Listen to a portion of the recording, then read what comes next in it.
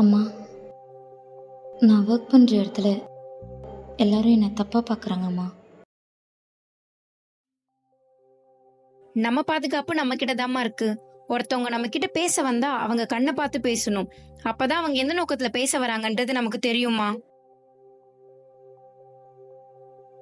எந்த சூழ்நிலையிலும் உடைஞ்சு போகாம தைரியமா எதிர்த்து போராடணுமா.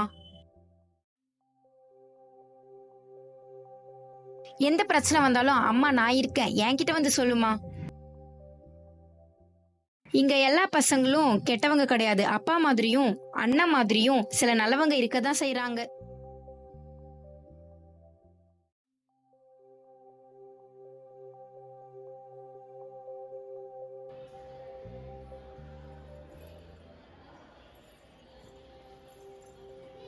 நீ ஒரு பொண்ணை தப்பா பாக்குறேன்னா உன்னோட தங்கச்சியும் ஒருத்தவன் தப்பா தான் பாப்பான்.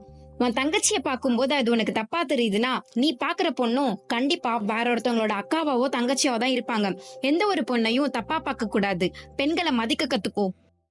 நீ ஒரு பொண்ணை பார்க்கும்போது தப்பா பார்த்தனா உனக்கு ஒரு தங்கச்சியும் அம்மாவும் இருக்காங்க, அதை யோசிச்சு பாரு. பெண்களை மதிக்கணும்னு உனக்கு நான் சொல்லித்தரேன், அதை உன் பிள்ளைங்களுக்கு நீ சொல்லி கொடுக்கணும். அதனால இங்க சில விஷயம் இல்ல, பல விஷயம் மாறும். பெண்களை நீ எப்படி மதிக்கணும்னு கத்துக்கிட்டனா உன்னை பார்த்து உன் கூட இருக்கவங்க கத்துப்பாங்க. இதனால கண்டிப்பா சமூகம் மாறும். ஒரு நாள் கண்டிப்பா பாலியல் குற்றங்களுக்கெல்லாம் முடிவு வரும். இங்க மாற்றம் ஒன்றுதான் மாறாதது.